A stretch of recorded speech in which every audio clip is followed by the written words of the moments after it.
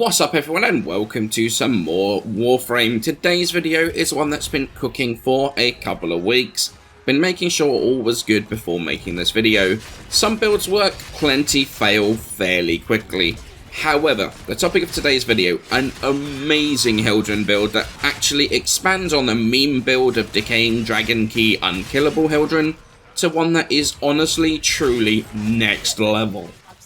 The Unkillable Hildryn was a build that a lot of people covered as soon as she came out, using the Decaying Dragon Key to abuse her shield gating invulnerability. However, this meant that these builds were tanking all four of her abilities to do so. This build, however, we're going to be taking Hildryn to the next level and building around her second ability, Pillage. Pillage as an ability is one that has incredible potential, but it requires a huge amount of strength to make it really work for you.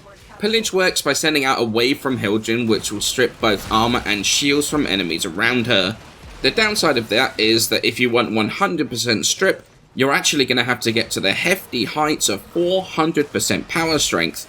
Now, you can do this with mods alone if you start taking energy conversion into account, but with that being very inconsistent since it actually requires an energy orb, and having issues with actually, well, having room to put it on the build, this isn't very realistic.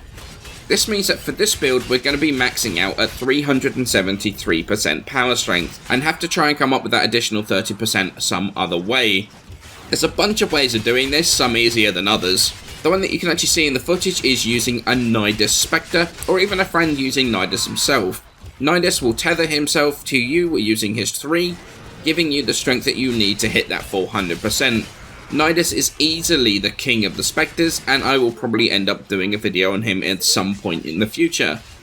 The downside of that is it's not up 100% of the time, and if your Spectre doesn't tether you, you lose that 100% strip. But honestly, it's active way more than enough to actually probably be by far the best option here. Another option is actually the kit gun. Most likely, it's probably going to be the Catch Moon. Despite the Catch Moon nerf recently, it's still one of the strongest weapons out there, and by far one of the easiest to get headshots. Why does that matter? Well, you have the kit gun Arcane Bolt, which on a headshot kill will give you an additional 30% power strength and 30% efficiency on your next cast. This takes us up to that magical 100% strip, the 400% power strength, and is probably the most comfortable strip for your normal missions. Downside clearly is that if you're pushing long, say for example, well, like in the footage, the Catch Moon has fallen off probably about 200 levels before this point, and isn't going to be any good at all at this stage. So if you're doing sorties or even Veil missions and need your stripping, the Catch Moon is a very comfortable option here. There's a couple of other options that kind of rely on friends though, either an Equinox with her 3 buffing your strength, but obviously long runs like in the footage, Equinox is either hiding in a corner or has eaten the floor by this point, so it's not really a good option for the most part. Or if you have a friend running power donation on a frame that doesn't really care about strength, like in Naros or Grendel or a Speed Nova, this would actually take you to that 400% strength, but does relying on someone else to help you out here. But with that said, let's look at the actual build and talk about the playstyle. Growing Power, Power Drift, Blind Rage, Transient Fortitude, Augur Secrets, and Umbral Intensify for power strength to get as much power strength as possible. Umbral Vitality is going to give us a small buffer in case our double Arcane Aegis is letting us down and not proccing, or in case we get Slash procced or Toxin procced.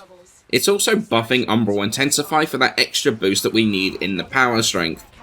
Adaptations on here because it works on the shields as well, and actually gives you some really nice damage reduction, especially since we're actually going to be face tanking constantly, and it's going to keep that adaptation stacked. Then we have Fast Deflection and Fortitude on here to regen our shield during the shield gating invulnerability window. Hildryn has a fantastic passive, one of the best in the game by far. When you go down to health, you get 3 seconds worth of invulnerability. Now, if you regen your shield fully before that 3-second invulnerability window is finished, it resets the window and you end up, well, basically invincible. That's why we've got the double regen mods on here and the double Aegis, to reset that as quickly as you can, and it makes you essentially unkillable. So playstyle. While the original build using the Dragon Key is pretty much an AFK experience, you have to be a bit careful when you're casting your 2 here.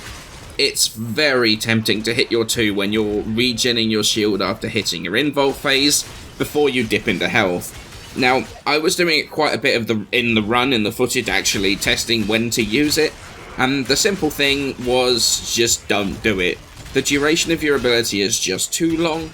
Even if you manually deactivate your 2, that will often get yourself killed because you haven't reset your invuln phase. I died a whole bunch to this and learnt that the hard way. The best way to use your 2 is basically as soon as your shields have finished regenning completely during the invuln phase. As soon as it hits max shield, you've reset your shield gate, so you are safe to cast your 2 to strip armour. This way, even if you get hit after you cast and you go back into your shield gate invulnerability, your ability will have gone off and will not only refresh your shield gate again, you'll more than likely have maxed out your overshield as well, giving you a much nicer buffer for adaptation to work with, and also for more chances to proc Arcane Aegis. Now there's a fairly sizable downside here. At super high levels, like in the footage, a single hit can one-shot your shields, including overshields, and put you into your shield gate invulnerability phase. The issue with this is that each Aegis only has a 6% chance to proc. They do stack, however, when you start not being able to take as many hits between invuln phases, you can have times where it's not procced, and you're not going to regen all of your shields in time. In these cases, if you don't have Aegis up during your shield gate invuln phase, just drop into Operator until your shields have regened. This is going to happen more and more the longer you go on in missions, so it is definitely something to keep an eye on while you're playing.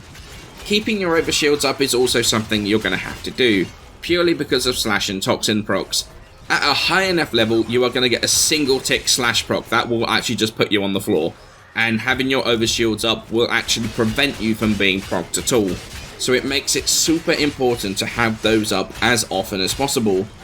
Then it's just down to whatever weapons you really want to use. I wasn't using my best melee in the footage, I was kind of messing around with the Paracesis build, but even still, these are over level 400, and we can still face tank and kill pretty reasonably. You really can push this build to rather silly levels and have it being a bunch of fun. There's no cheese, no hiding behind crowd control, no hallway camping, pure face tank and 100% armor and shield strip. It can go into any content we have in the game and absolutely decimate it.